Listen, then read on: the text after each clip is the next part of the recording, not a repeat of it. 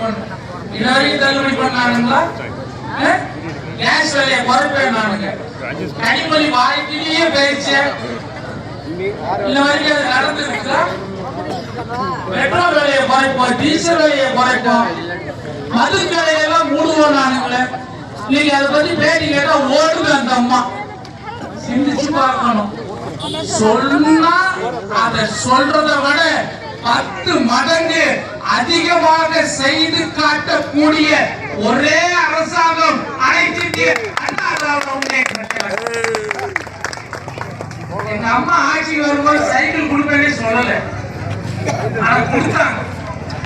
Laptop கொடுப்பேன்னு சொல்லல, ஆனா கொடுத்தாங்க. இன்னைக்கு அத்தனை மாணவ மாணவியரும் நீங்க நல்லா படிச்சு லேப்டாப்ல கிராமத்துல இருக்கிற மாணவ மாணவியர் எல்லாம் படிச்சாங்கன்னா அதுக்கு காரணம் மாண்புமிகு அம்மா.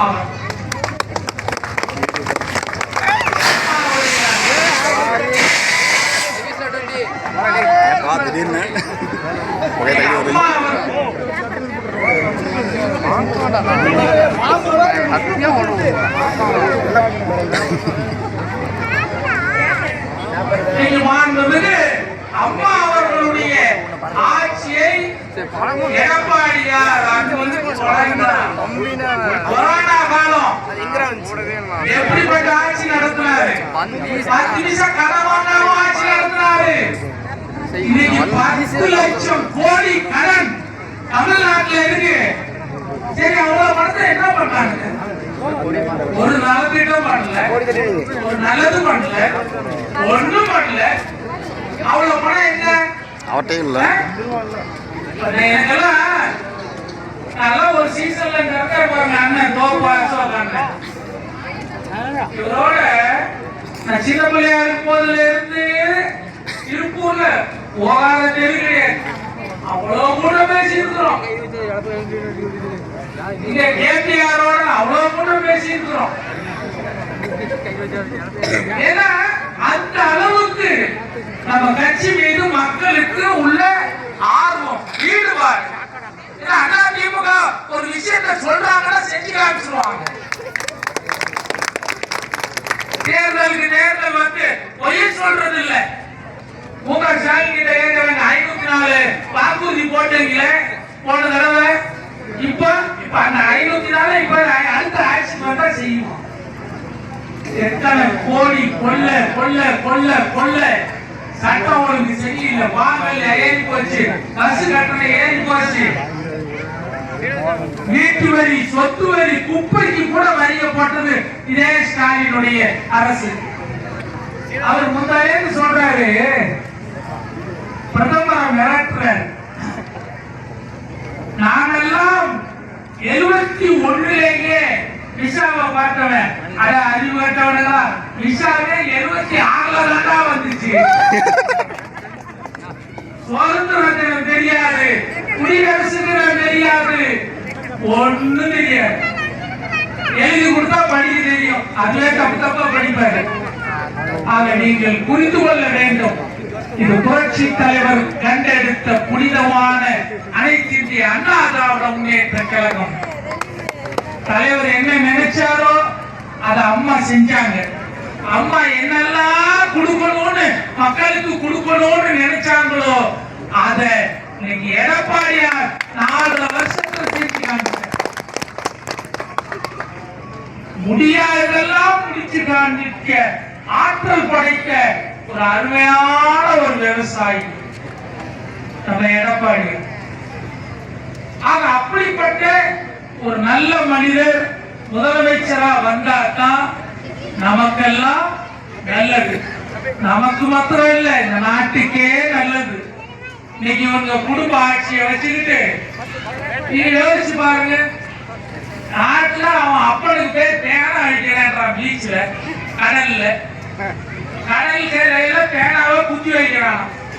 ஏன்னா அது கருணாநிதி யூஸ் பண்ணதான். கருணாநிதி எதெல்லாம் யூஸ் பண்றாரோ அதுக்கெல்லாம் பை பீச்ல செலவப்பானுங்க போல இருக்கு. ஏன் உன் வீட்டு அப்போன்னு காசுல வைக்க வேண்டியது தானே? அவன் மகா இருக்கிறான் பாருங்க, உதயநிதி ஸ்டாலின். அவரு ரேஸ் விடுறாரு மெட்ராஸ்ல. யாருக்காக விட்டாரு? யாருக்காக? அதெல்லாம் பழைய நிறைய கதை இருக்கு தம்பி.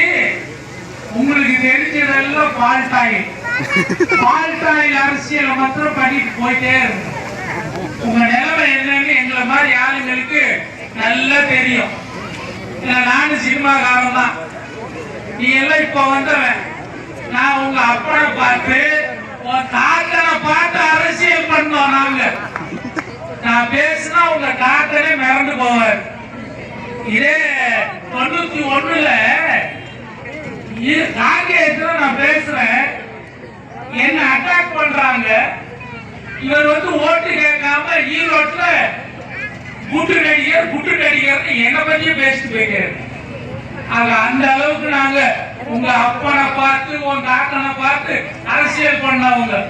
நீ சும்மா செங்கலை தூக்கி காமிச்சு, அப்புறம் பால்டாயில தூக்கி காமிச்சு, முட்டைய தூக்கி காமிச்சு, இந்த தூக்கி காமிக்கிற அரசியல் நீ வச்சுக்கோ. நீ எங்க கிட்ட கொண்டு வராத. எடப்பாடியாரை பற்றி தவறாக பேசுவதற்கு உங்களுக்கு எந்த விதமான அருகதையும் கிடையாது. மக்களுக்காக திட்டம் போட்டவர். அது கொரோனா காலத்துல அம்மா உணவகம் எல்லாம் ஃப்ரீயா சாப்பிட்டு வரலாம். பசிக்கிறவெல்லாம் போய் சாப்பிடலாம். அப்படிப்பட்ட திட்டத்தை எல்லாம் கொண்டு வந்தவர். அவர்களை பற்றி பேச வேண்டுமேனா காலங்காலத்துக்கு பேசலாம். அத்தனை சாதனைகளை படைத்த நம்முடைய எடப்பாடியார் தான் மீண்டும் தமிழகத்தினுடைய முதலமைச்சராக வர வேண்டும். அதற்கு நீங்கள் நம்முடைய அருமை அண்ணன் கந்தசாமி அண்ணன் அவர்களுக்கு இரட்டை இலை சின்னத்திலே உங்களுடைய பொன்னான அன்பான வாக்குகளை அள்ளி அள்ளி தாருங்கள் என்று எங்களுடைய அண்ணன் தோப்பு அசோகன் அண்ணன் அவர்களுடைய முன்னிலையில் அருமை அண்ணன் கந்தவேல் அவர்கள் தலைமையிலே நம்முடைய தோழமை கட்சியை சார்ந்த சார்பாகவும் உங்களிடத்திலே இரட்டை இலை சின்னத்திற்கு மிக பிரம்மாண்டமான வெற்றியை தாருங்கள் என்று எங்களுடைய அன்பு அண்ணன் SP வேலுமணி அண்ணன் சார்பாகவும் கேட்டு விடைபெறுகிறோம். நன்றி, வணக்கம். இந்த சிறப்பான உரையாற்றி ஏற்றுரையாற்றிய நம்முடைய நகைச்சுவை நடிகர் அரவிந்தன் குண்டு கல்யாணம் அவர்களுக்கு நம்முடைய ஊராட்சியின் சார்பாக வாழ்த்துக்களையும் நன்றியும் தெரிவித்துக் கொண்டு, அதாவது நம்முடைய அன்புக்கு பாஸ்மொழி அறிவிச்சவர் வேலுசாமி அவர்கள் நம்முடைய அருமை வேட்பாளர் கந்தசாமி அவர்களுக்கு சார்பில் நிற்கிறார். இந்த சிறப்பான விழாவை ஏற்பாடு செய்த நம்முடைய குடும்பத்தினுடைய அன்புக்கு பாஸ்மொழிய துணைத் தலைவர் சுந்தரமூர்த்தி அவர்களுக்கும், அருமை துணைத் தலைவர் நடராஜ் அவர்களுக்கும், அருமை சகோதரர் மோகன்ராஜ் அவர்களுக்கும், விஜயகுமார் அவர்களுக்கும், ஜெயபிரகாஷ் அவர்களுக்கும், மணிகண்டன்